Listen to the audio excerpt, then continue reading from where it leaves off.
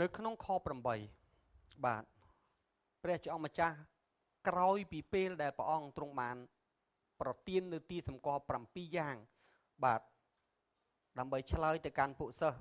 ដែលពួកគេចង់បានទីសម្គាល់សម្រាប់សម្គាល់អំពីការទ្រង់យាងមកព្រះជាអង្គម្ចាស់មានបន្ទូលនៅក្នុងខ8យ៉ាងដូចនេះការទាំងនេះជាដើមចមនៃសេចក្តីទុក្ខទេនេះគឺជាខ8បាទនៅពេលដែលយើងនិយាយអំពីសេចក្តីទុក្ខនៅក្នុងភាសាអង់គ្លេសយើងប្រើពាក្យ sorrow បាទប៉ុន្តែបើយើងមើលទៅកាន់ភាសាដើមដែលព្រះគម្ពីរបានកត់គឺជាភាសាក្រិកដែលពួកសាវកបានប្រើនាសម័យ2000ឆ្នាំកន្លងទៅនោះបាទពាក្យដើមចមនៃសេចក្តីទុក្ខឬ sorrow ជាភាសាអង់គ្លេសនេះឯងគេប្រើពាក្យថា birth pain គឺដូចជាការឈឺចាប់របស់ផងស្ត្រីមុនពេលឆ្លងទន្លេបាទនោះគឺជាអ្វីដែលជាភាសាដើមសូមជួយមើលក្មេងកុំឲ្យយំបាទនេះគឺជាភាសាដើមអញ្ចឹងហើយបានជាយើងមើលបាទនៅពេលដែលយើងនិយាយអំពីការឆ្លងទន្លេមានដំណាក់កាល3បាទទី1ស្ត្រីដែលមានកគឺដំណាក់កាលទី1ពីខែ1រហូតដល់ខែ3បាទហើយជាមួយគ្នាពីខែ3រហូតដល់ខែ6នេះគឺជាដំណាក់កាលទី2នៃកហើយបន្ទាប់មកទៀតគឺពីខែទី6ដល់ខែទី9បាទក្រោយមកនៅពេលដល់ពេលវេលាហើយបាទទឹកភ្លោះក៏បែកឡើងហើយកូនក៏ចាប់ផ្ដើមកើតសូមចាំព្រះជាអង្គម្ចាស់តែងតែប្រើប្រាស់ស្ថានភាពនៃជីវិតរស់នៅដែលតាក់ទងជីវិតនឹងមនុស្សនិងបញ្ហានៅជុំវិញខ្លួនដើម្បីពន្យល់សេចក្តីពិតអំពីព្រះវិញ្ញាណបាទអញ្ចឹងហើយនៅក្នុងព្រះគម្ពីរនៅពេលដែលយើងនិយាយអំពីទឹកភ្លោះឬទឹកគឺតាក់ទងទៅនឹងកិច្ចការងាររបស់ព្រះវិញ្ញាណបាទដែលព្រះជាអង្គម្ចាស់នឹងធ្វើការនៅពេលដែលខ្ញុំនិយាយពីព្រះវិញ្ញាណនៅកន្លែងនេះគឺនិយាយអំពីពេលវេលាបាទដែលព្រះវិញ្ញាណត្រូវផ្លាស់ប្ដូរពីដំណាក់កាលមួយទៅកាន់ដំណាក់កាលមួយទៀតយើងហៅ spirit transition គឺការបដូរពីកន្លែងមួយទៅកាន់កន្លែងមួយពីដំណាក់កាលមួយទៅកាន់ដំណាក់កាលមួយទៀតបាទហើយរាល់ពេលដែលព្រះវិញ្ញាណធ្វើការផ្លាស់ប្ដូរតែងតែឈឺចាប់ជានិច្ចតែងតែដូចជាស្ត្រីឆ្លងបាទទន្លេជានិច្ចដែលខ្ញុំដាក់ថា always បាទ travel គឺតែងតែឈឺចាប់ជានិច្ចតែងតែឆ្លងជានិច្ចតើបានទេកន្លែងនេះបាទនេះគឺជាអ្វីដែលយើងត្រូវធ្វើការសិក្សាតាក់ទងអំពីរឿង end time ហើយនៅថ្ងៃចុងក្រោយអត់មានអត្ថបទណាមួយនិយាយដោយត្រង់ទេភាគច្រើនគឺសិតតែជាខូដទាំងអស់សិតតែការពន្យល់ហើយយើងត្រូវធ្វើការសិក្សាស្រាវជ្រាវយ៉ាងលម្អិតណាស់ឥឡូវនេះខ្ញុំបានដកអត្ថបទព្រះគម្ពីរខ្លះដែលនិយាយបាទតាក់ទងទៅនឹងបាទប្រៀបដូចជាស្ត្រីឆ្លងទន្លេទំនុកដំកើងជំពូក48ខ6ព្រះគម្ពីរបានចែងថាបាទនៅទីនោះគេនឹងកើតមានសេចក្តីញាប់ញ័រគ្រប់គ្នាក៏ឈឺចាប់ដូចជាស្ត្រីសម្រាលនៅក្នុងព្រះគម្ពីរយេរេមៀបាទដូចគ្នាបាទយើងរាល់គ្នានឹងឮសូរពីការនោះហើយដៃយើងក៏ខ្សោយទៅយើងមានសេចក្តីព្រួយបារម្ភព្រមទាំងឈឺចាប់ដូចជាស្ត្រីដែលរៀបនឹងសម្រាលបាទតើលោកយេរេមៀពិពណ៌នាពីអ្វីលោកយេរេមៀពិពណ៌នាអំពីសន្តានភាពរបស់ផងជនជាតិអ៊ីស្រាអែលដែលទុកដូចជាស្ត្រីម្នាក់ដែលមានទម្ងន់ដល់ខែដល់ថ្ងៃហើយដែលកូនត្រូវកើតមកហើយតែគ្មានកម្លាំងនឹងកើតពីព្រោះតែរាជរបស់ផងប្រងខ្សោយល្វើយដោយព្រោះគេបោះបង់ព្រះជាម្ចាស់ចោលមែនចឹងអត់ដូច្នេះតាក់ទងទៅនឹងការផ្លាស់ប្ដូរពីទម្រង់មួយទៅកាន់ទម្រង់មួយទៀតឬយើងហៅថា spiritual បាទ transition ការបដូរបាទនៃការធ្វើការរបស់ព្រះវិញ្ញាណនៅក្នុងយូហានជំពូក16ខ21ព្រះយេស៊ូវមានបន្ទូលថាឯស្ត្រីកាលណារៀបនឹងសម្រាលនោះតែងទុកព្រួយព្រោះដល់កំណត់ហើយតែកាលសម្រាលរួចនោះលែងនឹកពីសេចក្តីវេទនានោះហើយពីព្រោះមានសេចក្តីអំណរដោយព្រោះមានកូនកើតមកក្នុងលោកីបងថាម៉េចរៀបនឹងសម្រាលតែងទុកព្រួយមែនចឹងអត់ការរៀបផ្លាស់ប្ដូរពីកន្លែងមួយទៅកាន់កន្លែងមួយតែងទុកព្រួយហេតុអ្វីបានជាយើងនិយាយអំពីបាទពេលវេលាសម័យកាលចុងក្រោយប្រៀបបានស្ត្រីឆ្លងទន្លេពីព្រោះយើងស្ថិតនៅក្នុងដំណាក់កាលមួយបាននៃការផ្លាស់ប្ដូរពីរូបកាយពុករលួយពីលោកីពុករលួយពីលោកបាទពិភពលោកដែលច្បោះច្បល់ទៅកាន់ដំណាក់កាលមួយទៀតគឺជាផ្ទៃមេឃថ្មីគឺជាឋានសួគ៌គឺជារាជ1000ឆ្នាំគឺជារាជដែលព្រះគ្រីស្ទទ្រង់គ្រប់គ្រងអាមែន បាទដូច្នេះនេះគឺជាដំណាក់នៃការផ្លាស់ប្ដូរហើយដំណាក់កាលនៃការផ្លាស់ប្ដូរនេះគឺវាឈឺចាប់ដូចជាស្ត្រីដែលឆ្លងទន្លេចឹងឯងចឹងហើយបានជាយើងត្រូវយករឿងនេះមកធ្វើការសិក្សានៅពេលដែលយើងនិយាយអំពីទឹកភ្លោះឬទឹកនេះឯងវាជាប់តាក់ទងនឹងរបត់នៃការផ្លាស់ប្រែធំថ្ងៃនេះខ្ញុំរៀនឬកែអំពីរឿងនេះហើយជំលើកមកទាំងអស់បាទតាក់ទងទៅនឹងបាទការឆ្លងទឹកទាំងអស់ទី1យើងនិយាយអំពី Hebrew គឺជាជនជាតិដែលគេសម្ដៅទៅលើគេហៅជនជាតិអ៊ីស្រាអែលថាជនជាតិ Hebrew បើឬភាសា Hebrew ពាក្យ Hebrew នេះសំណួរសួរថាតើមកពីពាក្យណាមកពីពាក្យបរោះម្នាក់ដែលជាឯកកោរបស់គេគឺជាចៅរបស់លោកសឹមដែលសឹមជាកូនរបស់លោកណូអេលោកមនុស្សម្នាក់នេះឈ្មោះលោក Heber នៅក្នុងព្រះគម្ពីរលោកុបាទជំពូក11ខ14បើលោកអ្នកបងប្អូនមើលទៅកាន់ព្រះគម្ពីរលោកុបាទជំពូក11លោកអ្នកបងប្អូននឹងឃើញបាទព្រះគម្ពីររៀបរាប់ពងសាវតាហើយជាមួយគ្នាផងដែរនៅក្នុងជំពូក11នេះលោកអ្នកបងប្អូនក៏បានឃើញនៅការកត់ទុកមួយអំពីការបះបោររបស់ផងមនុស្សក្រោយពីជំនាន់លោកណូអេហើយគេប្រមូលគ្នាមកធ្វើប៉មបាបែលដើម្បីទាស់ជាមួយនឹងព្រះជាអម្ចាស់ដែរបន្ទាប់ពីទឹកជន់លិចបាទហើយកូនចៅលោកណូអេលោកបានធ្វើដំណើរចេញពីភ្នំអារ៉ារ៉ាត់ចុះមកខាងត្បូងហើយពួកគេបានជុំគ្នានៅតំបន់មួយឈ្មោះថាស៊ីនើដែលជាប្រទេសបាទអ៊ីរ៉ាក់នាពេលបច្ចុប្បន្នយើងឃើញនៅក្នុងកន្លែងនោះបាទយើងឃើញនៅក្នុងកន្លែងនោះយ៉ាងម៉េចដែរពួកគេបានរួមគ្នាថាយើងធ្វើទីក្រុងមួយធ្វើប៉មមើលខ្ពស់ដល់ទីមេឃសម្រាប់ឈ្មោះយើងបាទឲ្យយើងមានកេរ្តិ៍ឈ្មោះឲ្យសម្រាប់ការពារទឹកជំនន់ខ្លាចក្រែងព្រះជាម្ចាស់ធ្វើឲ្យមានជំនន់ផែនដីម្ដងទៀតយើងរត់ឡើងលើប៉មហ្នឹងបាទហើយប៉មនេះឯងគឺជាកន្លែងសម្រាប់ថ្វាយយ៉ាញ់បូជាហើយនឹងពលបរិវារនៅលើមេឃប៉ុន្តែនៅក្នុងគ្រួសាររបស់ផងកូនចៅលោកណូអេមានមនុស្ស2ក្រុមបាទមួយក្រុមជាអ្នកដើរតាមនីមរ៉តហើយនឹងអស់អ្នកដែលបះបោរទាស់ជាមួយព្រះជាម្ចាស់តែមួយក្រុមទៀតបាទគឺដើរតាមមនុស្សម្នាក់ឈ្មោះ Heber នេះឯងដែលពួកគេមិនចុះសម្រងហើយមិនព្រមដាច់ខាតនៅក្នុងការបោះបង់ចោលការថ្វាយបង្គំព្រះហើយទៅប្រព្រឹត្តអំពើអាក្រក់ហើយពួកក្រុមនេះឯងអត់នៅជាមួយគ្នាបានទេពីព្រោះមួយថ្វាយបង្គំពលបរិវារនៅលើមេឃបះបោរទាស់ជាមួយព្រះហើយមួយក្រុមទៀតថ្វាយបង្គំដល់ព្រះជាម្ចាស់ដូច្នេះ Heber ព្រមទាំងអ្នកដតីផ្សេងទៀតដែលស្រឡាញ់គោរពកោតខ្លាចព្រះជាម្ចាស់ពួកគេធ្វើដំណើរចាក់ចេញពីតំបន់ស៊ីនើនឹងហើយឆ្លងទន្លេមួយឈ្មោះទន្លេអឺប្រាតហើយពួកគេបានទៅតំបន់មួយគឺ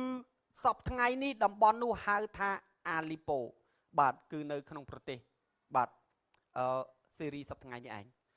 នៅក្នុងតំបន់នោះបាទនៅក្នុងព្រះគម្ពីរយើងប្រើពាក្យថាអឺរ៉ានបាទគឺជាតំបន់អាលីប៉ូសប្តាហ៍ថ្ងៃបាទដែលគ្រប់គ្រងដោយ IC សប្តាហ៍ថ្ងៃនេះឯងបាទគឺពួកគេបានទៅតំបន់នោះហើយតាមកំណាយសេឡាចរិតបានបង្ហាញថាលោក Heber បានបង្កើតអាណាចក្រមួយហើយអាណាចក្រនោះហៅថាអាណាចក្រ Heber ហើយអាណាចក្រនោះគឺសុទ្ធតែជាមនុស្សស្រឡាញ់គោរពកោតខ្លាចព្រះជាម្ចាស់បាទសូមមើលនៅក្នុងខជំពូក11បាទអញ្ចឹងសូមទោសអញ្ចឹងពាក្យ Hebrew នេះមកពីពាក្យ Heber ហើយពាក្យនេះមានន័យថា cross the river ឆ្លងទន្លេមានន័យថាប្រជាជនអ៊ីស្រាអែលបាទដែលហៅថា Hebrew គឺជាប្រជាជាតិមួយដែលឆ្លងទន្លេចាកចេញពីមនុស្សដែលសង់ប៉មចាកចេញពីមនុស្សដែលរស់នៅតំបន់ស៊ីនើចាកចេញពីមនុស្សដែលបោះបង់ហើយបដិសេធព្រះជាអម្ចាស់ដើម្បីឆ្លងទន្លេដែលទុកដូចជាព្រំប្រទល់នៃការសម្រេចចិត្តមួយដើម្បីទៅបង្កើតកន្លែងមួយទៀតថ្វាយបង្គំដល់ព្រះជាអម្ចាស់ស្ដាប់តន់វិញខ្ញុំចង់និយាយបាទដូច្នេះហើយបានជាពាក្យថាឆ្លងទន្លេឬទឹកនេះវាជានិមិត្តរូបយ៉ាងសំខាន់នៃ transition ការផ្លាស់ប្ដូរនៃរបត់មួយដ៏ធំបាទសូមមើលនៅក្នុងជំពូក11ខ31ថេរ៉ាគឺជាឪពុករបស់ផងលោកអាប់រ៉ាហាំដែលមុនពេលដែលព្រះបដូរឈ្មោះគាត់ឈ្មោះអាប់រ៉ាមនៅពេលដែលព្រះជាអម្ចាស់ត្រាស់ហៅគ្រួសារអាប់រ៉ាហាំឲ្យមកកាន់ទឹកដីសន្យាដំបូងព្រះមិនបានត្រាស់ហៅអាប់រ៉ាហាំទេតែព្រះត្រាស់ហៅឪពុកអាប់រ៉ាហាំគឺលោកថេរ៉ាហើយនេះគឺជាភស្តុតាងដោយព្រោះការត្រាស់ហៅនោះឯងបាទយើងឃើញ លោកថេរាបានបោះបង់ចោលទីក្រុងដែលជាស្រុកកំណើតរបស់ផងខ្លួនហើយធ្វើដំណើរមកកាន់ស្រុកកាណានយើងឃើញអត់គាត់ធ្វើដំណើរមកកាន់ស្រុកកាណានលុះមកដល់ខារ៉ានហ្នឹងគឺជាអីខារ៉ានហ្នឹងគឺជាអាណាចក្ររបស់លោកហេបឺដែលលោកព្រមទាំងអស់អ្នកគោរពកោតខ្លាចព្រះមកបង្កើតដើម្បីថ្វាយបង្គំព្រះជាអម្ចាស់ហើយនៅមកចំហៀងត្រើយទន្លេអឺប្រាតម្នាក់បាទដែលមានចម្ងាយដីរហូតដល់ 5-600 គីឡូបាទគាត់តាំងនៅទីនោះសូមពិចារណាតាមរយៈប្រវត្តិសាស្ត្រដែលជនជាតិអ៊ីស្រាអែលបានកត់ត្រាថេរាគឺមិនមែនគ្រាន់តែជាអ្នកថ្វាយបង្គំអរិយអ្នកតាទេតែថេរាគឺជាម្នាក់ដែលធ្វើរូបអរិយអ្នកតាលុឲ្យអ្នកដទៃទៀតប៉ុន្តែទោះបើថេរាមិនស្គាល់ដល់ព្រះជាអម្ចាស់ថេរាបាទថ្វាយបង្គំរូបអរិយអ្នកតាប៉ុន្តែព្រះជាអម្ចាស់នៅតែស្រឡាញ់ដល់គាត់ហើយព្រះអង្គត្រាស់ហៅគាត់ទោះបើគាត់ជាអ្នកថ្វាយបង្គំដល់រូបបដិមាករផ្សេងមិនបានថ្វាយបង្គំដល់ព្រះក៏ដោយហើយយើងឃើញនៅកន្លែងនេះហេតុផលដែលព្រះត្រាស់ហៅគាត់ពីព្រោះយ៉ាងហោចណាស់ថេរាមានចិត្តស្ដាប់បង្គាប់ព្រះជាងអ្នកដទៃផ្សេងទៀតបើគាត់គ្មានចិត្តស្ដាប់បង្គាប់គាត់អត់ធ្វើដំណើរទេស្រុកកាណានគឺជាស្រុកមួយដែលគិតពីទីក្រុងប្រមាណជា 1500 គីឡូឬគិតពីអាលីប៉ូបាទឬក៏ខារ៉ាននេះមកកាន់ទឹកដីសន្យាប្រហែលជា 7 ទៅ 800 គីឡូជាទឹកដីរបស់សាសដតីដែលគាត់មិនដែលធ្លាប់ធ្វើដំណើរទៅក្នុងមួយជីវិតគាត់ក៏ដឹងថាទឹកដីនោះមានសន្តានភាពបែបម៉េចអ្នកណារស់នៅនោះទេតែគាត់ព្រមធ្វើដំណើរទៅគឺគាត់ស្ដាប់បង្គាប់ដូច្នេះហើយបានជាទោះបើថេរាថ្វាយបង្គំអរុកអរិយអ្នកតាមិនបានស្គាល់ព្រះប៉ុន្តែគាត់ព្រមឲ្យព្រះប្រើគាត់ព្រមស្ដាប់បង្គាប់ព្រះបាទហើយព្រះជ្រើសរើសគាត់ប៉ុន្តែសំខាន់កន្លែងនេះពេលដែលគាត់ធ្វើដំណើរបានជិតពាក់កណ្ដាលផ្លូវគាត់ចេញពីខាល់ដេទៅដល់ខារ៉ាន់បាទបានជិតពាក់កណ្ដាលផ្លូវនឹងធ្វើដំណើរទៅដល់ទឹកដីសន្យាលោកថេរាបានឈប់នៅទីនោះហើយអត់ធ្វើដំណើរទៅទៀតទេហើយគាត់នៅទីនោះរហូតដល់ស្លាប់ហេតុអីពីព្រោះនៅក្នុងគំនិតថេរាគឺគាត់ថាអត់ចាំបាច់ទៅមុខទៀតទេពីព្រោះកន្លែងនេះជាកន្លែងដែលស្រឡាញ់ព្រះជាកន្លែងដែលគោរពកោតខ្លាចព្រះជាកន្លែងដែលគេថ្វាយបង្គំព្រះរួចហើយស្រាប់បានទេអញ្ចឹងដោយព្រោះខារ៉ាននោះជាអ្នកគោរពថ្វាយបង្គំព្រះជាអម្ចាស់ហើយផ្ទុយគ្នានឹងមនុស្សនៅស្រុកស៊ីនើបានជាថេរាថាក៏អត់ចាំបាច់ទៅណាទេគាត់នៅតំណឹងបានហើយតែព្រះជាអង្គម្ចាស់មិនមែនប្រគល់ទឹកដីខារ៉ាននោះដើម្បីបង្កើតបាទរាជរបស់ផងព្រះខាងសាច់ឈាមដែលជាអ៊ីស្រាអែលសពថ្ងៃនេះទេទ្រង់សពប្រតិចង់ប្រទានឲ្យគេមានទឹកដីសន្យានៅកន្លែងផ្សេងទៀតដែលនៅស្រុកខាណាននេះវិញដែលជាអ៊ីស្រាអែលបច្ចុប្បន្ននេះដូច្នេះហើយបានជានៅពេលដែលព្រះជាម្ចាស់ឃើញថាថេរាលែងស្ដាប់បង្គាប់ហើយទ្រង់មានបន្ទូលត្រាស់ហៅកូនថេរាម្ដងនោះគឺជាលោកអាប់រ៉ាហាំនៅក្នុងជំពូក 12ព្រះជាម្ចាស់មានបន្ទូលថាម៉េចព្រះយេហូវ៉ាទ្រង់មានបន្ទូលនឹងអាប់រ៉ាហាំគឺឈ្មោះដើមរបស់អាប់រ៉ាហាំចូលឯងចេញពីស្រុកពីញាតិសន្តាននិងពីផ្ទះឪពុកឯងយីឃើញព្រះអង្គត្រាស់ហៅទេចេញពីផ្ទះឪពុកឯងមានន័យថាឪពុកឯងលែងស្ដាប់បង្គាប់ឪពុកឯងលែងធ្វើដំណើរទៅមុខហើយដូច្នេះទុកឲ្យលោករស់នៅទីនោះចោះហើយឯងធ្វើដំណើរទៅមុខទៀតតាមការសិក្សាស្រាវជ្រាវយើងឃើញថានៅពេលដែលអាប់រ៉ាហាំគាត់ធ្វើដំណើរចេញមកស្រុកកាណានគឺឪពុកគាត់នៅរស់នៅឡើយនៅស្រុកកាណានហើយតែគាត់បានចាក់ចេញចោលឪពុកពីព្រោះតែឪពុកគាត់អត់ព្រមធ្វើដំណើរទៅទៀតកន្លែងនឹងឯងដែលព្រះជាម្ចាស់មានបន្ទូលថាចេញពីស្រុកពីញាតិសន្តានបាទនិងពីផ្ទះឪពុកឯងទៅឯស្រុកដែលអញនឹងបង្ហាញឯងចុះខ4អាប់រ៉ាហាំក៏ចេញទៅដូចជាព្រះយេហូវ៉ាបានបង្គាប់លុតក៏ទៅជាមួយដែរកាលអាប់រ៉ាហាំចេញពីខារ៉ាន់យើងឃើញក៏អត់មានចេញពីទេគាត់ចេញពីខារ៉ាន់គាត់បន្តដំណើរណានោះគាត់មានអាយុ75ឆ្នាំហើយបាទឥឡូវនេះមិញនេះខ្ញុំនិយាយថាទឹកគឺតាក់ទងនឹងរបត់នៃការផ្លាស់ប្រែជាពិសេសការងារនៃការធ្វើការរបស់ព្រះវិញ្ញាណយ៉ាងធំអញ្ចឹងខ្ញុំបានឧទាហរណ៍ហើយអំពីរឿងលោកហេបឺឆ្លងទន្លេបាទដែលជានិមិត្តរូបដ៏សំខាន់បាទនៃការសម្រេចចិត្តដើរតាមព្រះជាម្ចាស់បោះបង់ចោលជីវិតចាស់នឹងអស់អ្នកព្រមទាំងញាតិមិត្តក្រុមគ្រួសាររបស់ផងគាត់ដែលថ្វាយបង្គំដល់អរិយអ្នកតាផ្សេង ឥឡូវយើងមើលនៅក្នុងព្រះគម្ពីរលោកុបាទជំពូក32ខ22ដល់ខ23យើងឃើញកន្លែងនេះនៅពេលដែលលោកយ៉ាកុបព្រមទាំងភរិយាទាំង4និងកូនទាំង11របស់ផងគាត់បានធ្វើដំណើរចេញពីឡាប៉ាន់បន្ទាប់ពីគាត់នៅបម្រើលោកអស់20ឆ្នាំមកយើងឃើញព្រះគម្ពីរបានប្រាប់ថាមុនពេលដែលគាត់ធ្វើដំណើរចូលទៅកាន់ទឹកដីសន្យាគឺជាទឹកដីកាណាន់ដែលព្រះទ្រង់បានប្រហាយលោកអាប់រ៉ាហាំនោះលោកយ៉ាកុបបានឆ្លងទន្លេដូចគ្នាលោកឆ្លងស្ទឹងឈ្មោះយ៉ាបុកមែនទេអត់បាទពេលយើងអានឃើញឆ្លងឃើញទន្លេឬឆ្លងស្ទឹងយើងគិតថាធម្មតាប៉ុន្តែមិនមែនទេការឆ្លងស្ទឹងរបស់លោកយ៉ាកុបនៅកន្លែងនេះគឺជាការផ្លាស់ប្ដូរមួយដ៏ធំពីព្រោះគាត់20ឆ្នាំមុនគាត់បានដើរចេញពីទឹកដីសន្យា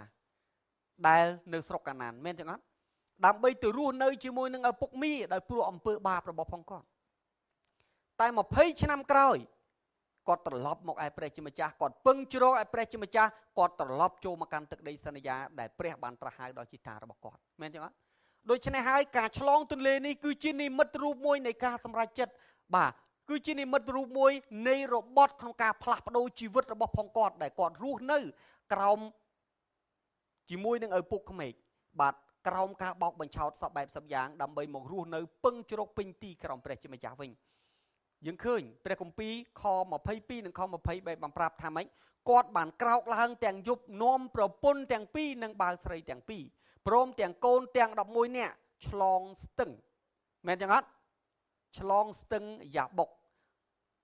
ត្រង់ផ្លូវឆ្លងគាត់នាំអ្នកទាំងនោះទៅឆ្លងស្ទឹងហើយឲ្យគេយកអីវ៉ាន់គាត់ទៅដូច្នេះយើងឃើញនេះគឺជាការឆ្លងមួយទៀតហើយនឹងមានឧទាហរណ៍ជាច្រើនទៀត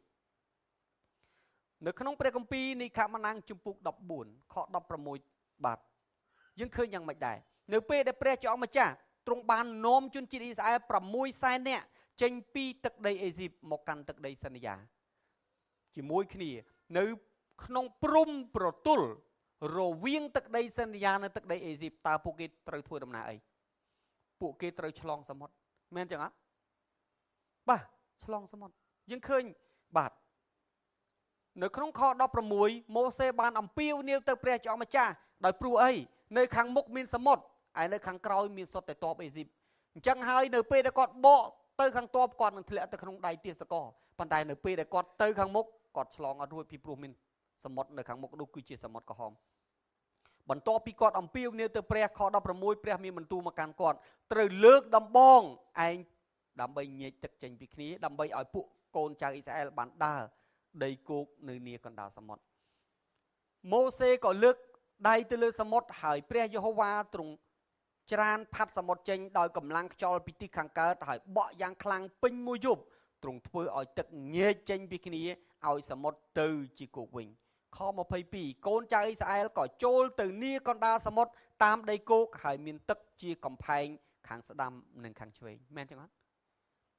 បាទតើការឆ្លងទឹកនេះគឺជាអ្វីគឺជារបត់មួយដ៏ធំដែលផ្លាស់ប្ដូរសន្តានជនជាតិអ៊ីស្រាអែលពីទាសករទៅកាន់មនុស្សដែលមានសេរីភាពមែនទេអត់ពីសាសដតីមកធ្វើជាប្រជារាស្ត្ររបស់ផងព្រះពីព្រោះបន្ទាប់ពីពេលគេឆ្លងទឹកនេះទៅគេនឹងទៅដល់ភ្នំព្រះហើយមែនទេអត់ហើយគេក៏คล้ายទៅជាប្រជារាស្ត្ររបស់ព្រះជាម្ចាស់ដែរដូច្នេះហើយបានជាទឹកគឺជារបត់ដ៏ធំឥឡូវនេះខ្ញុំឧទាហរណ៍ 4-5 ទៀតយូស្វេនៅពេលដែលលោកម៉ូសេបានស្លាប់ទៅហើយគាត់បានคล้ายទៅជាអ្នកដឹកនាំតែព្រះគម្ពីរបានប្រាប់ថាម៉េចដំបូងកិច្ចការងារដែលគាត់ត្រូវធ្វើគឺនាំជនជាតិអ៊ីស្រាអែលទាំងចាស់ទាំងក្មេង2លាននាក់ព្រមទាំងហ្វូងសត្វដ៏ច្រើនឆ្លងទន្លេយ៉ូដានមែនទេអត់បាទទន្លេយ៉ូដានគឺជាព្រំប្រទល់រវាងទឹកដីសាសដតីនិងទឹកដីសន្យាមែនទេអត់នេះគឺជាអ្វីដែលព្រះគម្ពីរបានសម្ដែងបាទហើយស្ដេចដាវីតដូចគ្នាលោកអ្នកបងចាំទេនៅពេលដែលអាប់សាឡុំកូនរបស់ផងគាត់បានរំលំរាជឪពុកដោយព្រោះអំពើបាបរបស់ស្ដេចដាវីតហើយសង្គ្រាមក៏ចាប់ផ្ដើមកើតឡើងមកចំអិនកំពឹសហើយទីបញ្ចប់អាប់សាឡុំបានស្លាប់បាត់ទៅហើយដាវីតក៏ត្រូវត្រឡប់មកកាន់ក្រុងយេរូសាឡិមនៅពេលដែលដាវីតបានត្រឡប់មកគ្រងរាជសារជាថ្មី ដឹកនាំប្រជាជនអ៊ីស្រាអែលសារជាថ្មីត្រឡប់មកធ្វើជាស្ដេចសារជាថ្មីតើគាត់ឆ្លងអីឆ្លងទន្លេយ៉ូដានមែនទេអត់យើងមើលនៅក្នុងព្រះគម្ពីរសាមុយអែលខ្សែទី2ចំពុក19ខ15គាត់ឆ្លងទន្លេតើការឆ្លងទន្លេរបស់គាត់នឹងវង្សានុវង្សនោះគឺជាអ្វីគឺជារបត់មួយទៀតដែលព្រះចောင်းម្ចាស់បង្ហាញក្តីស្រឡាញ់ក្តីមេត្តាករុណាឲ្យព្រមប្រគល់រាជនឹងអំណាចដោយដែលទ្រង់បានសន្យាឲ្យទៅដាវីតវិញដោយព្រោះគាត់បានប្រែចិត្តមែនទេបាទអេលីយ៉ាដូចគ្នាមុនពេលដែលព្រះចောင်းម្ចាស់លើកអេលីយ៉ាទៅឋានសួគ៌ទាំងរស់ព្រះគម្ពីរបានប្រាប់ថាឲ្យលោកអេលីយ៉ាធ្វើដំណើរហើយលោកក៏ធ្វើដំណើរចេញពីទីក្រុងចេញពីញាតិសន្តានចេញពីហ្វូងសិស្សរបស់ផងគាត់ហើយគាត់ក៏ធ្វើដំណើរឆ្លងទន្លេយ៉ូដានកន្លែងនេះបាទព្រះអត់បានលើកអេលីយ៉ាឡើងមុនពេលដែលអេលីយ៉ាឆ្លងទន្លេនោះឡើយបើយើងមើលទៅក្នុងអត្ថបទព្រះគម្ពីរពងសាវតារខ្សែទី2ចាប់ពីចំពុក6ទៅយើងឃើញអេលីយ៉ាបានធ្វើដំណើរឆ្លងកាត់ទន្លេយ៉ូដានបាទបន្ទាប់ពីពេលគាត់ឆ្លងកាត់ហើយក្រោយពីគាត់សន្ទនាជាមួយនឹងសិស្សរបស់គាត់គឺអេលីសេព្រះបានចាត់រទេះដែលជាភ្លើងរីកចរត់ភ្លើងដើម្បីមកលើកគាត់ឡើងទៅឋានសួគ៌បាទការឆ្លងទន្លេរបស់លោកអេលីយ៉ាគឺអីគេ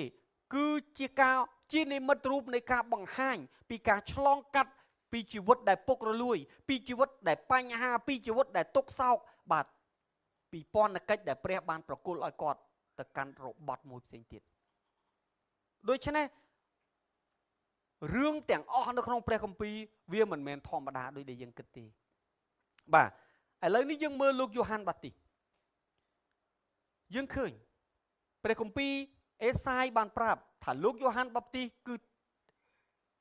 ជាមនុស្សម្នាក់ដែលត្រូវបានព្រះចောင်းម្ចាស់ចាត់បញ្ជូនមកជាមុនដើម្បីមករៀបចំចិត្តប្រជារាស្ត្ររបស់ផងព្រះក្នុងការទទួលព្រះចောင်းម្ចាស់ដោយពិធីជ្រមុជទឹកពិធីជ្រមុជទឹករបស់លោកយ៉ូហានបាទីសគឺជានិមិត្តរូបបាទនៃការផ្លាស់ប្ដូរអំពី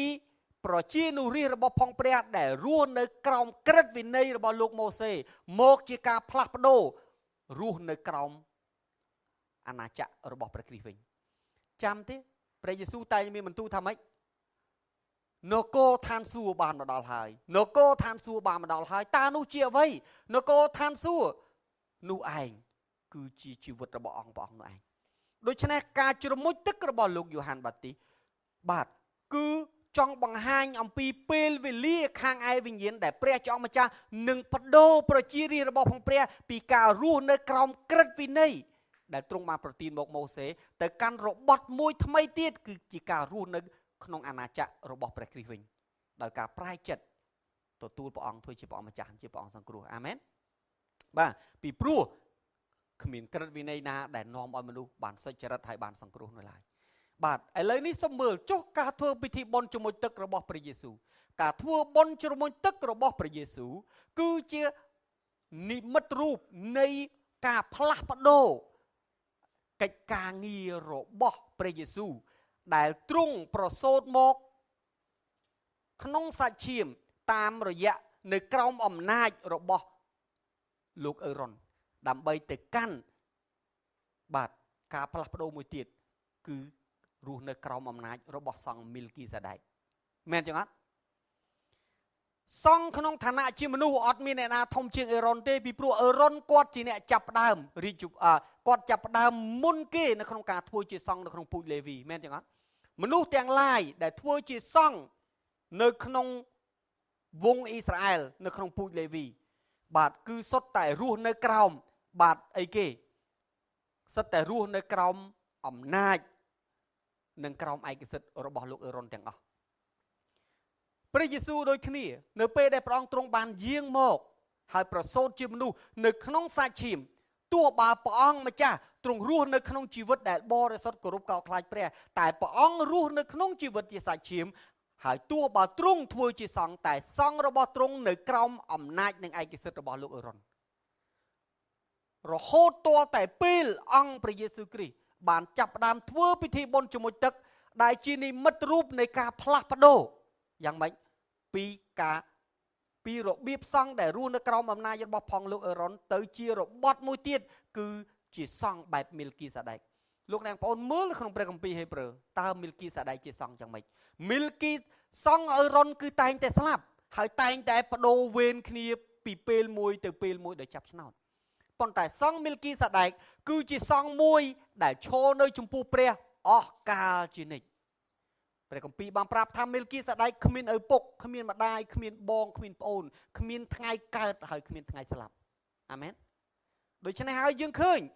ព្រះយេស៊ូវធ្វើពិធីបុណ្យជាមួយទឹកដែរបន្ទាប់ពីព្រះអង្គធ្វើពិធីបុណ្យជាមួយទឹកព្រះគម្ពីរបានប្រាប់ថាមេឃបានរបើកឡើងសំឡេងបាន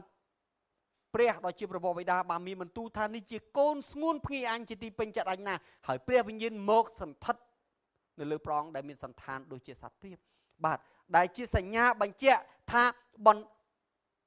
ឥឡូវនេះទ្រង់បានផ្លាស់ប្ដូរពីអំណាចរបស់សង្ឃបែបអេរ៉ុនមកកាន់អំណាចសង្ឃមួយទៀតគឺអស់កាលជានិច្ចអាមែនហើយបន្ទាប់ពីពេលព្រះអង្គសុគតរស់ឡើងវិញព្រះគម្ពីរហេព្រើរបានប្រាប់ថាទ្រង់คล้ายទៅជាសម្ដេចសង្ឃហើយជាសម្ដេចសង្ឃនៃយើងរាល់គ្នាអស់កាលជានិច្ចតទៅបាទចុះសម្រាប់អ្នកជឿថ្មីលោកអ្នកបងប្អូនចាំការសន្ទនារបស់ព្រះយេស៊ូវជាមួយនឹងលោកនីកូដេមទេព្រះចောင်းម្ចាស់មានបន្ទូលទៅកាន់លោកនីកូដេមថាបើមិនបានកើតពីទឹកនិងព្រះវិញ្ញាណចូលទៅនគរព្រះអត់បានឡើយមែនទេអត់ហើយយើងឃើញនៅក្នុងព្រះគម្ពីរម៉ាថាយចំពុក28ខ19តើព្រះយេស៊ូវមានបន្ទូលថាម៉េចចូលទៅបញ្ចុះបញ្ចូលឲ្យមានសិស្សនៅគ្រប់ទាំងសាសព្រមទាំងធ្វើបុណ្យជាមួយទឹកសូមចាំពិធីបុណ្យជាមួយទឹករបស់គ្រីស្ទបរិស័ទមិនមែនដើម្បីឲ្យយើងបានគ្រប់លក្ខទេមិនមែនដើម្បីឲ្យយើងបន្ថែមសេចក្តីសុចរិតទេក៏មិនមែនដើម្បីឲ្យយើងបានសង្គ្រោះដែរយើងបានសង្គ្រោះដោយការលន់តួបាបហើយប្រែចិត្តទទួលព្រះយេស៊ូវធ្វើជាព្រះអង្គម្ចាស់និងជាព្រះអង្គសង្គ្រោះតែប៉ុណ្ណោះនោះមានន័យថាបើយើងបានទទួលជឿព្រះយេស៊ូវហើយយើងអត់មានឱកាសធ្វើពិធីបុណ្យជាមួយទឹកបាទក៏យើងអាចទៅឋានសួគ៌បានដែរជាក់ស្ដែងយើងឃើញចោលនៅខាងស្ដាំអត់បានចុះមកធ្វើបុណ្យជាមួយទឹកទេតែព្រះយេស៊ូវសន្យាឲ្យគាត់ចូលឋានសួគ៌ការចូលឋានសួគ៌មិនមែនតាក់ទងរឿងជាមួយទឹកឬមិនជាមួយទឹកឡើយគឺតាក់ទងទៅនឹងការលន់តួបាបហើយកែប្រែអស់ពីចិត្តដើម្បីទទួលព្រះយេស៊ូវតែប៉ុណ្ណោះប៉ុន្តែហេតុអ្វីបានជាព្រះយេស៊ូវបញ្ជាឲ្យយើងធ្វើបុណ្យជាមួយទឹកហេតុអីបានជាអ្នកជឿចាំបាច់ត្រូវធ្វើពិធីបុណ្យជាមួយទឹកពីព្រោះពិធីបុណ្យជាមួយទឹកគឺបានបញ្ជាក់អំពីរបត់នៃការផ្លាស់ប្ដូរអំពីជីវិតចាស់របស់យើងអំពីជីវិតដែលពុករលួយអំពីជីវិតនៅលើផែនដីទៅកាន់ជីវិតនៅក្នុងអាណាចក្ររបស់ព្រះជាម្ចាស់អាមែនដូច្នេះហើយបានជាយើងត្រូវធ្វើនោះគឺជាហេតុផលដូច្នេះហើយខ្ញុំនិយាយឡើងវិញតាក់ទងនៅក្នុងព្រះគម្ពីរម៉ាថាយចំពុក24ខ8ដែលព្រះអង្គម្ចាស់ថាឈឺចាប់ដូចជាស្ត្រីឆ្លងទន្លេហើយធម្មតារាល់ពេលស្ត្រីឆ្លងទន្លេតែងតែបែកទឹកភ្លោះជាយ៉ាងណាទឹកភ្លោះឬទឹកនោះឯងនិយាយតាក់ទងទៅនឹងរបត់នៃការផ្លាស់ប្ដូររបស់ព្រះវិញ្ញាណពីចំណុចមួយទៅកាន់ចំណុចមួយទៀតហើយតែងតែមានការឈឺចាប់ជានិច្ចហើយខ្ញុំបានឧទាហរណ៍នៅរឿងជាច្រើនដែលតាក់ទងទៅនឹងទឹកលើសពី10ដងនៅកន្លែងនេះអាមែនដើម្បីបញ្ជាក់ប្រាប់លោកអ្នកបងប្អូនថារឿងនេះគឺជារឿងសំខាន់បើលោកអ្នកបងប្អូនយល់យ៉ាងនេះលោកអ្នកបងប្អូននឹងយល់អំពីកិច្ចការដែលព្រះវិញ្ញាណទ្រង់ធ្វើការឥឡូវយើងបន្តទៅទៀតនៅក្នុងព្រះគម្ពីរសាមយូអែលបាទជំពូក2ខ28និងខ29ព្រមទាំងព្រះគម្ពីរកិច្ចការជំពូក2ខ17និងខ18ព្រះជាអង្គម្ចាស់សន្យាថានៅគ្រាចុងក្រោយទ្រង់នឹងចាក់ព្រះវិញ្ញាណរបស់ទ្រង់ទៅលើគ្រប់ទាំងមនុស្សនោះកូនប្រុសកូនស្រីរបស់ឯងនឹងទាយទំនាយពួកចាស់ចាស់របស់ឯងនឹងយល់សពឃើញហើយពួកកំឡោះរបស់ឯងនឹងឃើញការជាក់ស្ដែងនៅគ្រានោះអញនឹងចាក់ព្រះវិញ្ញាណអញទៅលើពួកទាសាទាសីដែរយើងឃើញនៅពេលដែលយើងនិយាយអំពីទឹកនោះគឺជាការសន្យាអំពីការប្រទានព្រះវិញ្ញាណមកគ្របដណ្ដប់លើផែនដីនេះនៅក្នុងសម័យកាលចុងក្រោយហើយលោកអ្នកបងប្អូនត្រៀមដើម្បីទទួលប្រជាស្ដារនៃព្រះវិញ្ញាណដូចជាពួកបរិសុទ្ធរបស់ព្រះជាម្ចាស់ត្រៀមទទួលប្រជាស្ដារនៃព្រះវិញ្ញាណនៅបុណ្យថ្ងៃទី50ដែរលោកអ្នកបងប្អូនចាំទេពេលដែលព្រះយេស៊ូវឡើងទៅស្ថានសួគ៌ព្រះអង្គម្ចាស់មានបន្ទូលថាម៉េច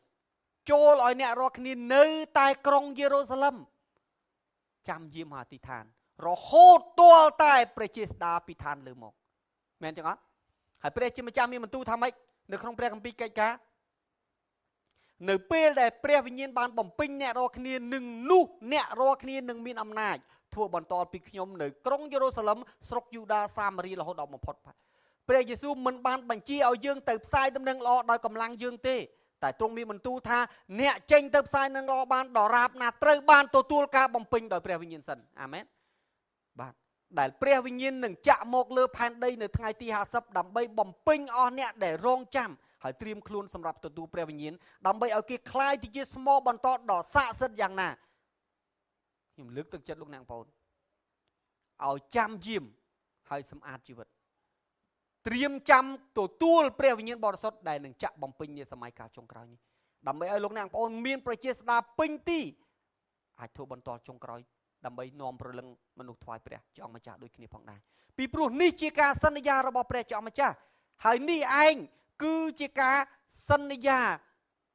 បាទតាក់ទងទៅនឹងការប្រទាននៃព្រះវិញ្ញាណដែលខ្ញុំនិយាយអំពីទឹករហូតមកនៅក្នុងព្រះគម្ពីរយ៉ាកុបជំពូក5ខ7និងខ8លោកយ៉ាកុបបានលើកទឹកចិត្តដល់ពួកបរិសុទ្ធយ៉ាងដូចនេះបងប្អូនអើយចូលមានចិត្តអត់ធ្មត់ដល់រាបដល់ព្រះអម្ចាស់យាងមកមើលអ្នកធ្វើស្រែគេរងចាំផលវិសេសដែលកើតពីដីមកហើយដោយសេចក្តីអត់ធ្មត់ទាល់តែបានភ្លៀងធ្លាក់មកដើមរដូវនិងចុងរដូវចូលឲ្យអ្នករាល់គ្នាអត់ធ្មត់ដូចនេះដែរទាំងតាំងចិត្តឲ្យខ្ជាប់ខ្ជួនឡើងត្បិតព្រះអម្ចាស់ចិត្តយាងមកហើយព្រះជាអង្គម្ចាស់លោកយ៉ាកុបលោកនិយាយថាម៉េចឲ្យពួកបរិសុទ្ធព្រះអង្គអត់ធ្មត់ដូចជាអ្នកធ្វើស្រែបាទហើយរងចាំភ្លៀងដែលព្រះនឹងប្រទានមកដែលដូចជាភ្លៀងដើមរដូវនិងចុងរដូវហើយភ្លៀងនោះនឹងធ្លាក់មកនៅពេលដែលព្រះអង្គម្ចាស់ចិត្តយាងមកអាមែនព្រះគម្ពីរប្រាប់ថាម៉េចត្បិតព្រះអង្គម្ចាស់ចិត្តយាងមកហើយមុនពេលព្រះអង្គម្ចាស់ចិត្តយាងមកទ្រង់នឹងចាក់ព្រះវិញ្ញាណបរិសុទ្ធគ្របលើផែនដីទាំងមូលហើយអស់អ្នកដែលត្រៀមខ្លួនជាស្រេចសម្រាប់ឲ្យព្រះអង្គម្ចាស់ប្រើគេនឹងបានទទួលប្រជាស្ដារទោះបើគេជាអ្នកណាក៏ដោយអាមែនពីព្រោះគេត្រូវធ្វើបន្តថ្វាយព្រះគ្រីស្ទដើម្បីប្រមូលចម្រូលចុងក្រោយតើលោកអ្នកបងប្អូនត្រៀមហើយឬនៅសម្រាប់ឲ្យព្រះជាអង្គម្ចាស់ប្រើអាមែនបាទនៅក្នុងព្រះគម្ពីរយ៉ូហានជំពូក7ខ38អ្នកណាដែលជឿដូចខ្ញុំនឹងមានទឹករស់ហូរចេញពីពោះមកដូចជាគម្ពីរសម្ដែងហើយព្រះយេស៊ូវមានបន្ទូលដូច្នេះទឹករស់ដែលព្រះគម្ពីរនិយាយគឺជាប្រជាស្ដារនៃព្រះវិញ្ញាណដែលនឹងចាក់បំពេញដល់ពួកបរិសុទ្ធព្រះអង្គនៅក្នុងគ្រាព្រះគុណអាមែនគឺជាអស់អ្នកដែលស្រឡាញ់គោរពកោតខ្លាចព្រះជាម្ចាស់អេសាយជំពូក44ខ3អញនឹងចាក់ទឹកទៅលើអ្នកណាដែលកំពុងស្រេកព្រមទាំងបង្ហូរទឹកទៅលើទីហួតហែងផងអញនឹងចាក់ព្រះវិញ្ញាណអញទៅលើពូជពងរបស់ឯងហើយពររបស់អញនឹងលើកូនចៅឯង700ឆ្នាំមុនព្រះយេស៊ូវយាងមកប្រសូតជាង700ឆ្នាំមុនពេលដែលព្រះវិញ្ញាណបានចាក់បំពេញមនុស្សនៅក្រុងយេរូសាឡឹមតើព្រះជាអង្គម្ចាស់បានសន្យាថាម៉េចទ្រង់នឹងចាក់ទឹកមកលើរាជព្រះអង្គដើម្បីបំបត្តិអស់ទាំងការស្រេកឃ្លានរបស់ផងគេហើយនោះគឺជាព្រះវិញ្ញាណអាមែនហើយព្រះបន្ទូលនេះនឹងសម្រេចនៅលើលោកអ្នកបងប្អូនទាំងឡាយណាដែលត្រៀមជាស្រេចសម្រាប់ឲ្យព្រះវិញ្ញាណប្រើផងដែរអញ្ចឹងភ្លៀងដើមរដូវនិងចុងរដូវគឺជាការចាក់ព្រះវិញ្ញាណបរិសុទ្ធនេះឯងបាទតមកទៀតឥឡូវនេះយើងមើលទៅកាន់ព្រះគម្ពីរលោកុបាតជំពូក8ខ8និងខ11និយាយអំពីពេលដែលលោកណូអេបាននៅលើទឹកអស់រយៈពេល1ឆ្នាំហើយនៅក្នុងទូក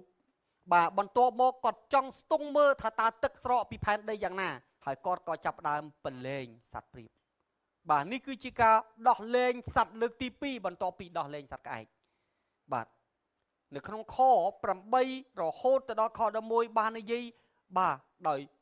លេចនៅពាក្យដដែលអំពីសត្វព្រាប4ដង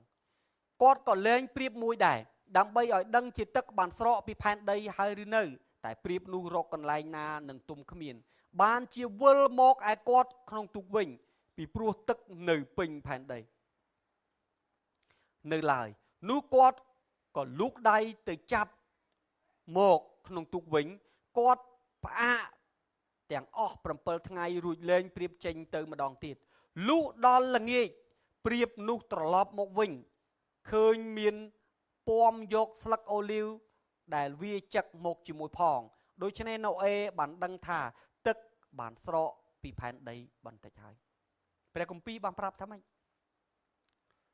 បាទព្រះគម្ពីរបានប្រាប់ថានៅពេលដែលព្រាបចាប់ផ្ដើមហោះចេញពីទូកមកគឺជាពេលវេលាដែលទឹកគ្របពេញនៅលើផែនដីបាទ លោកអ្នកបងចាំទេអត្ថបទកម្ពីនេះស្តៀងនឹងអត្ថបទព្រះកម្ពីណាព្រះវិញ្ញាណរបស់ព្រះក៏រេរានៅលើទឹកហើយទ្រង់មានបន្ទូលថាចូលឲ្យមានពន្លឺឡើងអាមែនដែលទឹកគ្របនៅលើផែនដីឡើងយ៉ាងណាហើយព្រះវិញ្ញាណរបស់ព្រះជាម្ចាស់ហោះរេរីដើម្បីតូតច្រវាត់មើលផែនដីយ៉ាងណាមុនពេលដែលព្រះបង្កើតផ្ទៃមេឃនិងផែនដីមែនទេអត់ព្រះវិញ្ញាណដូចគ្នានឹងតូតមើលផែនដីថ្មីសូមចាំបន្ទាប់ពីទឹកស្រកអស់ផែនដីថ្មីដែលលោកណូអេនិងកូនចៅគាត់រស់នៅគឺជាផែនដីថ្មីស្រឡាងមិនមែនជាផែនដីពីសម័យកាលរបស់លោកអាដាមនោះទេមែនចឹងអត់សម័យផែនដីដែលលោកអាដាមដែលព្រះទ្រង់បានបង្កើតមកនៅក្នុងព្រះគម្ពីរលោកុបាទហើយលោកបង្កើតអាដាមព្រមទាំងមនុស្សជាច្រើនជំនាន់ផែនដីនោះត្រូវបានបំផ្លាញទាំងស្រុងដោយសារទឹកជំនន់នៅក្នុងពេលដែលព្រះទម្លាក់ទឹកពីលើមេឃហើយពីក្នុងដី40យប់40ថ្ងៃដើម្បីឲ្យជន់ផែនដីរហូតដល់ភ្នំអារ៉ារ៉ាត់កម្ពស់8គីឡូហើយនៅតែលិចបាត់ក្នុងពេលដែលព្រះជាអង្គម្ចាស់កំពុងតែបំផ្លាញផែនដីចាស់ក៏ជាពេលដែលព្រះជាអង្គម្ចាស់កំពុងតែបង្កើតផែនដីថ្មីដែរអាមែនបាទដូច្នេះហើយដែលព្រះវិញ្ញាណបរិសុទ្ធរេរានៅលើទឹកយ៉ាងណាបាទនៅក្នុងព្រះគម្ពីរលោកុបាទហើយទ្រង់មានបន្ទូលដើម្បីបង្កើតផ្ទៃមេឃផែនដីសម្រាប់លោកអាដាមនិងកូនចៅលោកជាយ៉ាងណាកាលដែលព្រះវិញ្ញាណបាទហោះរេរាច្រវាត់នៅពីលើទឹកហើយដែលទឹកគ្របផែនដីយ៉ាងណាបាទដើម្បីមើលស្ថានភាពទឹកបាទ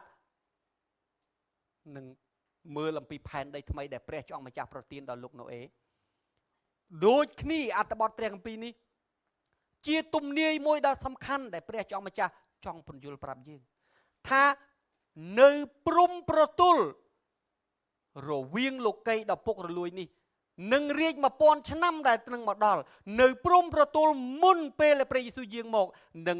នៅថ្ងៃដែលព្រះយេស៊ូវយាងមកព្រះនឹងចាក់ព្រះវិញ្ញាណព្រះអង្គដែលវិស័យដូចជាទឹកគ្របលើផែនដីទាំងមូលនៅលើបាវបំរើប្រុសស្រីបងប្រុសម្ចាស់ស្ដាប់តនេះកន្លែងនេះដើម្បីអីគេដើម្បីឲ្យគេមានអំណាចប្រជាស្ដាដើម្បីឲ្យគេនាំព្រលឹងមនុស្សថ្វាយព្រះជាម្ចាស់បាទហើយនៅពេលដែលយើងឃើញនៅកន្លែងនេះយើងដឹងថាបន្ទាប់ពីសត្វព្រាបបានហោះនៅលើទឹកជាយ៉ាងណាមិនយូរប៉ុន្មានផែនដីចាស់កន្លងផុតទៅហើយផែនដីថ្មីនឹងកើតមកអាមែននេះគឺជាអ្វីដែលព្រះបន្ទូលព្រះអង្គឲ្យរឿងនេះដដែលបើយើងមើលមែនទេអត់បាទរឿងនេះកើតឡើងដដែលព្រះចង់ម្ចាស់ចង់ពន្យល់ប្រាប់យើងបាទអញ្ចឹងហើយបានជានៅក្នុងព្រះគម្ពីរលូកាជំពូក3ខ22ព្រះគម្ពីរបានប្រាប់ថាសត្វព្រាបព្រះវិញ្ញាណរបស់ព្រះដែលហោះលេលារារានៅលើទឹកនៅក្នុងព្រះគម្ពីរលោកុបាទបាទគឺជាសត្វព្រាបដែលហោះរារានៅលើទូករបស់លោកណូអេមែនចឹងអត់ហើយសត្វព្រាបដែលហោះលើទូករារានៅលើទូកណូអេដើម្បីមើលទឹកដែលកំពុងតែស្រកបាទសម្រាប់ស្វាគមន៍ផែនដីថ្មីជាយ៉ាងណាសម្រាប់អស់អ្នកដែលស្រឡាញ់គ្រប់កោតខ្លាចព្រះគឺជាព្រះវិញ្ញាណដែលបានសន្ធិដ្ឋលើអង្គព្រះយេស៊ូវគ្រីស្ទដែលមានសន្តានដូចជាសត្វព្រាបរឿងព្រះគម្ពីរគឺជារឿងតែមួយទេអាមែនបាទព្រះគម្ពីរបានប្រាប់ហើយព្រះវិញ្ញាណបរិសុទ្ធយាងមកសន្ធិដ្ឋលើទ្រង់មានសន្តានដូចជាព្រាបក៏ឮសំឡេងចេញពីមេឃមកថាឯងជាកូនស្ងួនភ្ងាអញជាទីពេញចិត្តអញណា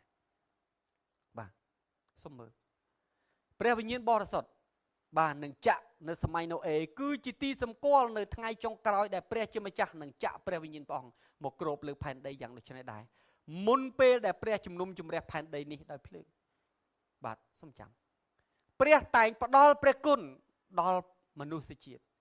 ដល់ខ្ញុំដល់លោកអ្នកបាទដល់មនុស្សមានបាបជានិច្ចមុនពេលដែលព្រះជាម្ចាស់នឹងជំនុំជម្រះគេលោកអ្នកបងប្អូនចាំទេមុន40ថ្ងៃដែលព្រះជាម្ចាស់ជំនុំជម្រះទីក្រុងនីនីវេតើព្រះបានផ្ដល់អ្វីដល់ទីនីនីវេព្រះអង្គបានចាត់ហោរាម្នាក់ឈ្មោះយ៉ូណាសដើម្បីឲ្យបញ្ជូនសារចុងក្រោយថាឲ្យទៅប្រាប់ព្រះមហាក្សត្រនិងប្រជានុរាស្ត្រនៅទីក្រុងនីនីវេប្រាប់ថាបើគេមិនពំប្រែចិត្តចេញពីបាបទេ40ថ្ងៃទៀតអញនឹងទម្លាក់ភ្លើងដុតទីក្រុងនេះចោលមែនទេអត់ ព្រះផ្ដល់ព្រះគុណដល់គេមុនពេលព្រះអង្គជំនុំជម្រះគេក្រុងសូដុំនិងកូម៉ូរ៉ាដូចគ្នាមានរបាយការណ៍ទៅដល់ស្ថានសួគ៌បានរាប់ប្រាប់ពីគ្រប់ទាំងអំពើបាបរបស់ផងគេហើយព្រះបានទទួលស្គាល់ថាទ្រង់បានមើលរបាយការណ៍នោះហើយណាឃើញមានសេចក្តីបាទដែលបានប្រាប់តែទ្រង់នៅតែចាត់ព្រះរាជបុត្រារបស់ព្រះអង្គលោកអ្នកបងចាំទេទេវតាប្រមាណអ្នកមកពិនិត្យទីក្រុងសូដុំនិងកូម៉ូរ៉ាប្រមាណអ្នក3អ្នកមិនមែន2ទេប៉ុន្តែនៅពេលដែលទីក្រុងនោះត្រូវបានបញ្ឆេះមានតែទេវតា2ប៉ុណ្ណោះចុះទេវតាមួយទៀតទៅណាទេវតាមួយទៀតគឺនៅនិយាយគ្នាជាមួយនឹងលោកអាប់រ៉ាហាំទេវតាមួយទៀតតថ្លៃជាមួយនឹងអាប់រ៉ាហាំឈរជាមួយនឹងអាប់រ៉ាហាំឲ្យអាប់រ៉ាហាំតថ្លៃស្អែកចិត្តអាមែនទេវតាដែលឈរតថ្លៃជាមួយអាប់រ៉ាហាំនោះត្រូវបានព្រះគម្ពីរហៅថាទេវតានៃព្រះអង្គម្ចាស់ទេវតាដែលឈរជាមួយលោកអាប់រ៉ាហាំមានសន្តានខ្ពង់ខ្ពស់ជាងទេវតា2ទៀតដែលធ្វើដំណើរទៅដឹកដៃលុតនិងកូនគាត់ចេញពីទីក្រុងសូដុំនិងកូម៉ូរ៉ាហេតុអីពីព្រោះទេវតាដែលឈរតថ្លៃជាមួយនឹងអាប់រ៉ាហាំគឺជាអង្គព្រះយេស៊ូវគ្រីស្ទមុនពេលដែលយើងមកប្រសូតព្រះយេស៊ូវមិនមែនទៅតែបង្ហាញវត្តមានទេលោកនាងប្អូនមើលព្រះគម្ពីរយូហានជំពូក1តើសាវកយូហានលោកសរសេរយ៉ាងម៉េចកាលដើមដំបូងមានព្រះបន្ទូលក៏គង់នៅជាមួយព្រះហើយព្រះបន្ទូលជាព្រះគ្រប់របស់ទាំងអស់បានកើតមកដោយសារទ្រង់ហើយក្នុងបណ្ដារបស់ដែលកើតមកទាំងប៉ុន្មាននោះគ្មានណាមួយកើតក្រៅពីទ្រង់ឡើយនៅក្នុងទ្រង់មានជីវិតហើយជីវិតនោះជាពន្លឺដល់មនុស្សលោកនៅក្នុងខ14បានប្រាប់ថាព្រះបន្ទូលបានត្រឡប់ទៅជាសាច់ឈាមហើយស្នាក់នៅជាមួយយើងរាល់គ្នាតើអ្នកណាក្នុងចំណោមអង្គត្រៃឯកព្រះវរបិតាព្រះរាជបុត្រានិងព្រះវិញ្ញាណបរិសុទ្ធតើក្នុងអង្គណាមួយដែលយករូបភាពជាមនុស្សហើយកើតជាសាច់ឈាមព្រះយេស៊ូវតែលោកសាវកយូហាននិយាយថាម៉េចតើអង្គណាមួយដែលមកយករូបភាពជាមនុស្សហើយមុនពេលយករូបភាពជាមនុស្សព្រះអង្គឈ្មោះអីព្រះបន្ទូលតើព្រះដ៏ជាព្រះវរបិតាបានយកអ្វីមកបង្កើតផ្ទៃមេឃផែនដីរបស់សពសារបើទ្រង់មានបន្ទូលថាព្រះយេស៊ូវមានតាំងពីដើមមកមិនមែនតែមានទេ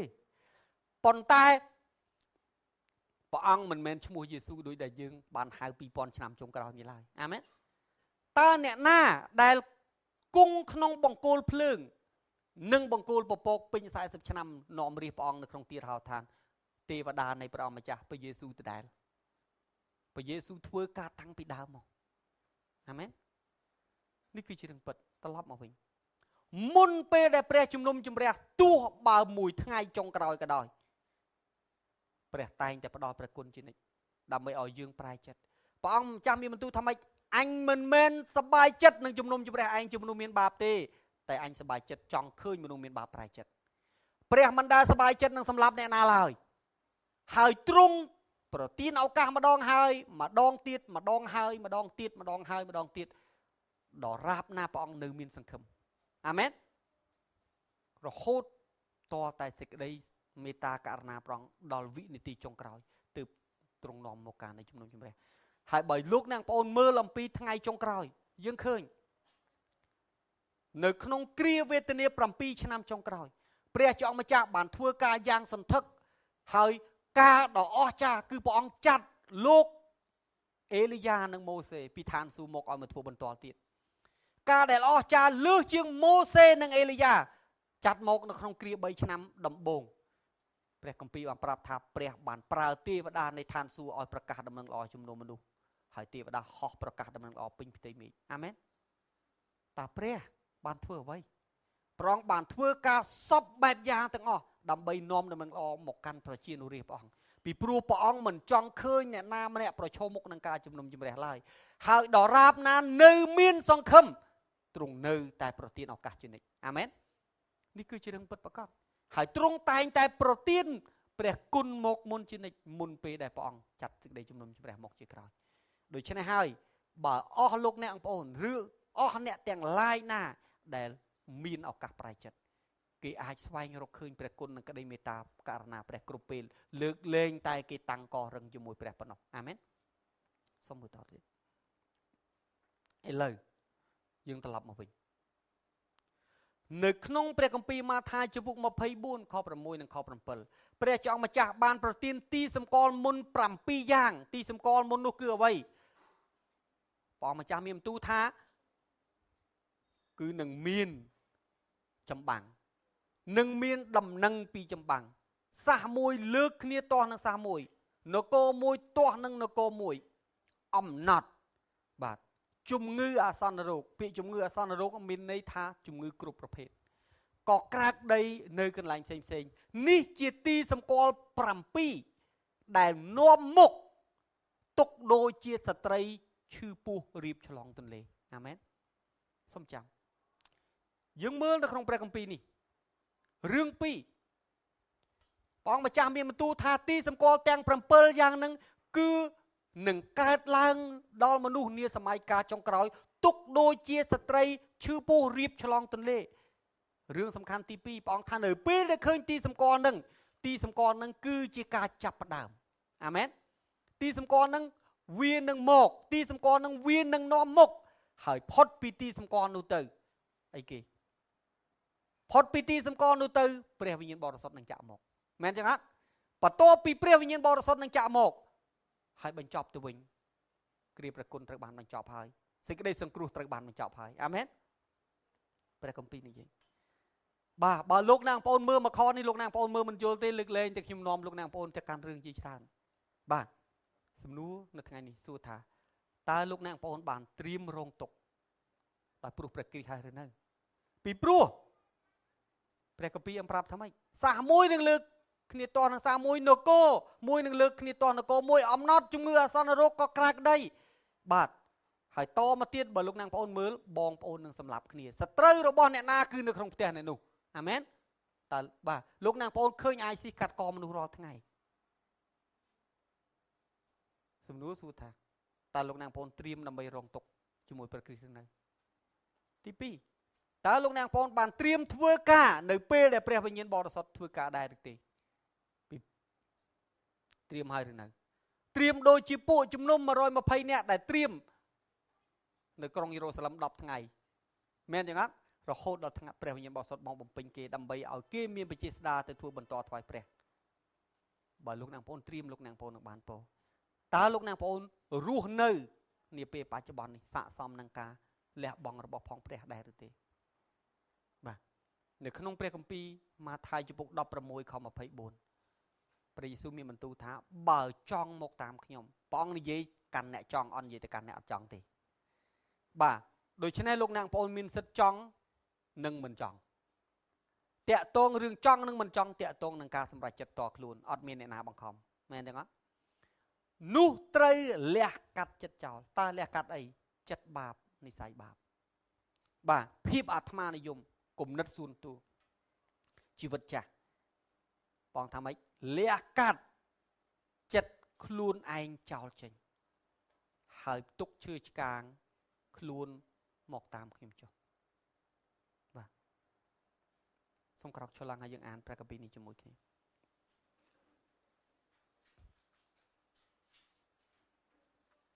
បាទសូមឲ្យយើងបានអានជាមួយគ្នា2 4កុំឲ្យឯងខ្លាចសេចក្តីដែលត្រូវរងទុក្ខនោះឡើយចូលនៅជាស្មោះត្រង់ដល់រាបដល់ស្លាប់ចុះនោះអញនឹងឲ្យមកុដនៃជីវិតដល់ឯងម្ដងទៀត2 4កុំឲ្យខ្លាចសេចក្តីដែលត្រូវរងទុក្ខនោះឡើយចូលនៅជាស្មោះត្រង់ដល់រាបដល់ស្លាប់ចុះនោះអញនឹងឲ្យមកុដនៃជីវិតដល់ឯងម្ដងទៀតអត់ស្រុះគ្នា2 4កុំឲ្យឯងខ្លាចសេចក្តីដែលឯងត្រូវរងទុក្ខនោះឡើយចូលនៅជាស្មោះត្រង់ដល់រាបដល់ស្លាប់ចុះនោះអញនឹងឲ្យមកុដនៃជីវិតដល់ឯងសូមបានសម្រុំចិត្តដើម្បីនឹងអធិដ្ឋាន